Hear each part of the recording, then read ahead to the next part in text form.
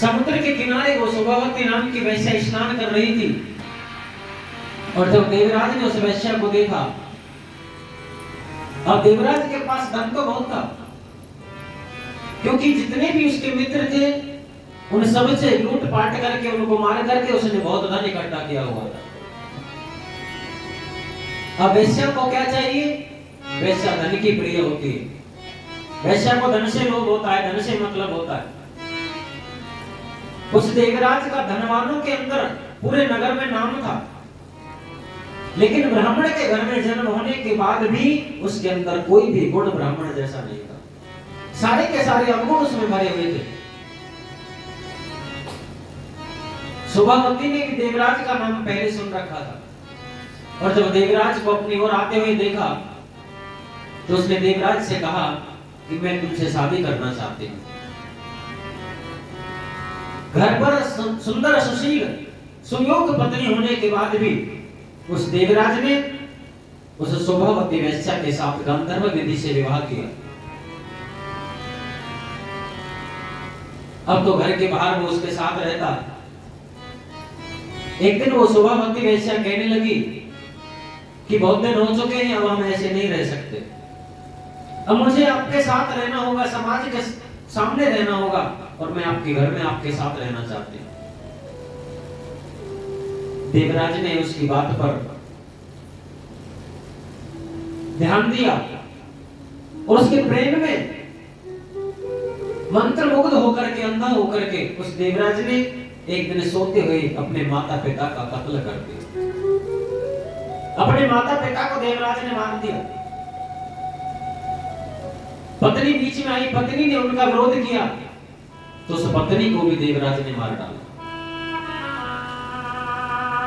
महापापी वो देवराज अपने माता पिता और पत्नी की हत्या करने के बाद शोभावती वैश्या को घर में लेकर के आनंद के साथ रहने लगा। अब तो वैश्या जब बहुत दिन तक उसके साथ रही तो उससे कहते कि जाओ और धन मेरे लिए कमा करके लाओ, और वो घर से बाहर जाता, अनेक प्रकार के पाप कर्म करता, चोरी डकैती डालता और आजीवन उसने पाप कर्म करके धन इकट्ठा किया और वैश्या को लाकर देता रहा।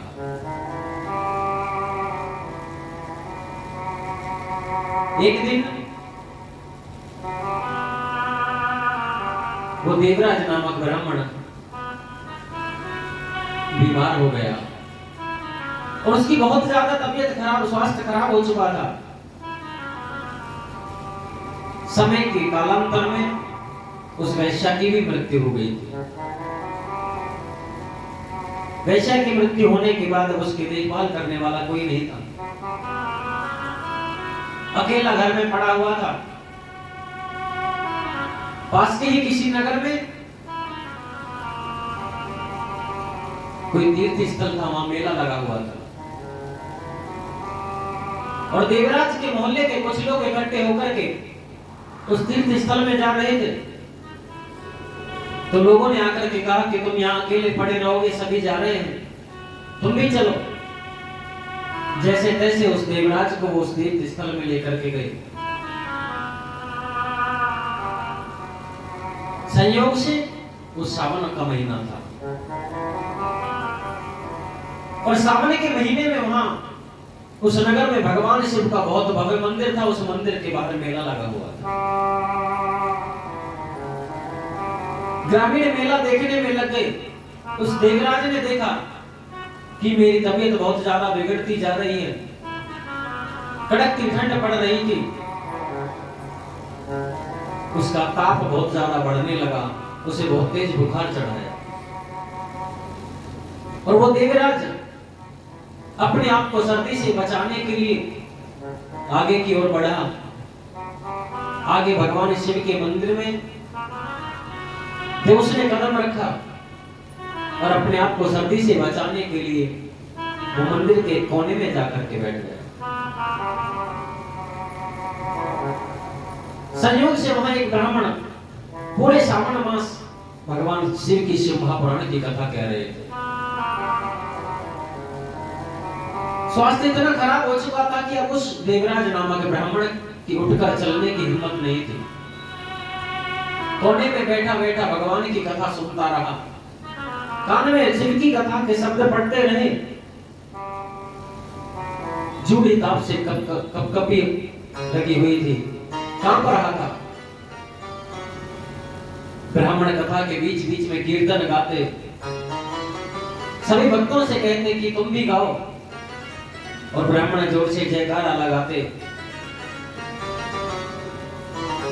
तो वो देवराज अपने मन में विचार करता कि मेरी यहाँ जान पर बनी है, और इन ब्राह्मण को भगवान के जयकारे गा रहे हैं। संयोगवश ऐसा हुआ कि पूरे के पूरे महीने उस देवराज ने मंदिर के उस कोने में बैठ करके भगवान शिव की कथा को श्रवण किया। जब कथा संपन्न हो चुकी तो मंदिर के कर्मचारियों ने, मंदिर के पुजारियों ने कहा कि भाई सावन मास खत्म हो चुका है, सभी भक्त लोग अपने अपने घर चले गए, तुम भी जाइए। और देवराज नामक ब्राह्मण जैसे ही मंदिर से बाहर निकल करके चला, एक महीने से एक जगह बैठा था, कुछ खाया पिया नहीं था, बीमार हालत थी। मंदिर से बाहर निकला ही था कि उससे राह में चला नहीं गया, और मंदिर के बाहर एक बिल्व पत्र का वृक्ष था। एक बेल के वृक्ष के नीचे वो बैठ गया, और वहां बैठते ही उसके प्राण निकल गए। देवराज के जब प्राण निकले तो यमदूत उसे लेने के लिए आए। यमदूत यम पास में बांध करके देवराज को लेकर के जाने लगे। जैसे ही लेकर के चलने वाले थे, वहां भगवान शिव के गण उपस्थित हो गए। भगवान शिव के गणों ने कहा कि तुम इसे कहां लेकर के जा रहे हो? अरे भगवान शिव का भक्त है, इसने भगवान शिव की कथा श्रवण की है, ये शिव लोक जाएगा। यम के दूत कहने लगे, शिव भक्तों, आपको नहीं पता, यमराज ने स्पेशल हमें इसे लेने के लिए भेजा। इसने पूरे जीवन भर पाप कर्म किए, इसने विश्वासघात किया, इसने चोरी की, और यहाँ तक कि अपने माता पिता की हत्या इसने अपने हाथों से की, अपनी पत्नी की हत्या इसने की। और इतना ही नहीं, इसने पूरे जीवन वैश्या गमन किया। पर स्त्री गमन जैसे बड़े बड़े महापाप इसने किए हैं, आप इसे शिव लोग नहीं ले जा सकते। भगवान शिव के गणों ने यमराज के दूतों से कहा कि आप भी हमारे साथ चलिए, वहां चलकर के फैसला होगा किसी ने कर्म अच्छे किए हैं या बुरे किए। यमदूत भगवान शिव के गणों के साथ से विलोप हो गए, देवराज को लेकर के गए। और जैसे ही देवराज वहां पहुंचे तो वहां यमराज भी बैठे हुए।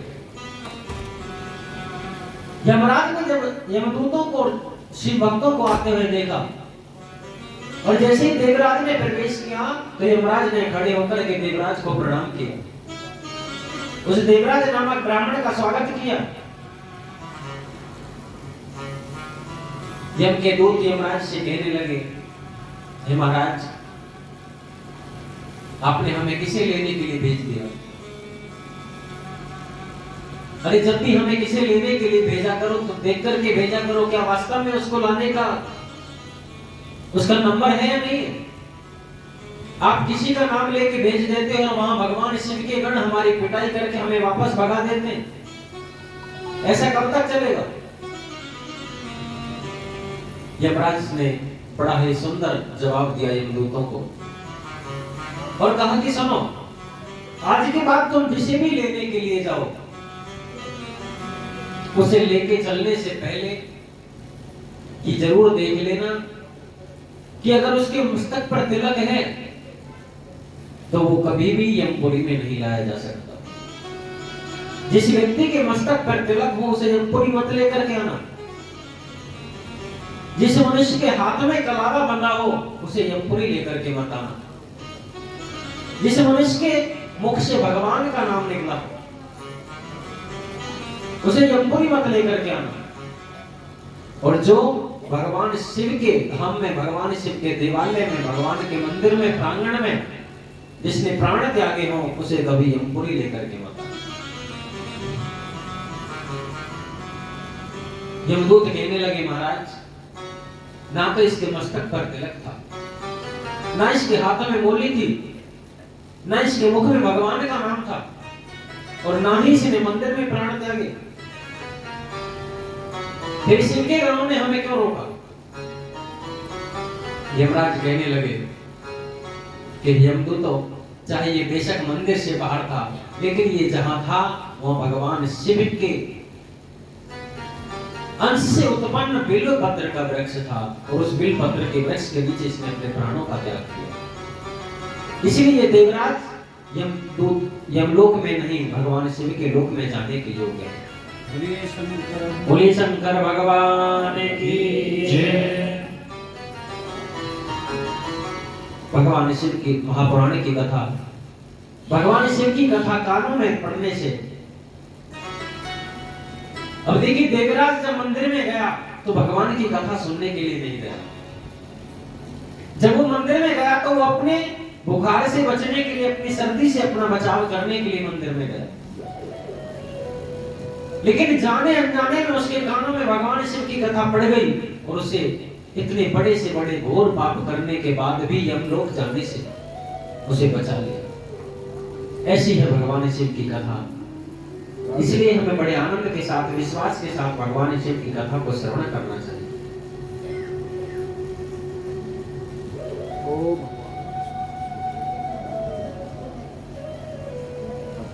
सोनक आदि 88,000 ऋषि इस कथा को सुनकर के बहुत प्रसन्न हुए। ऋषि कहने लगे, हे सूत जी महाराज, कि सुनो पुत्र मुनि श्रेष्ठ, कवचम परमाद्भुतम इंद्रादिदेव विंदेश नारायणं मुखात् श्रुतम। हे सूत जी महाराज, ऐसी पावन पवित्रमयी कथा जो इंद्र आदि देवताओं ने भगवान के मुख से सुनी हो, ऐसी ही कथाओं को तुम और हमें सुनाओ, क्योंकि आप तो भगवान के परम लाडले हो। आपने भगवान की अनेकों कथाओं की रचना की, अनेक पुराणों की रचना की है, और यहां तक कि चारों वेदों की रचना भी आपने की। वेद व्यास जी ने उन्हें लिखा जरूर, लेकिन आपके मुखारविंद से वो वेद प्रकट हुए हैं, इसलिए आप महाप्रज्ञ हैं, महाज्ञानी।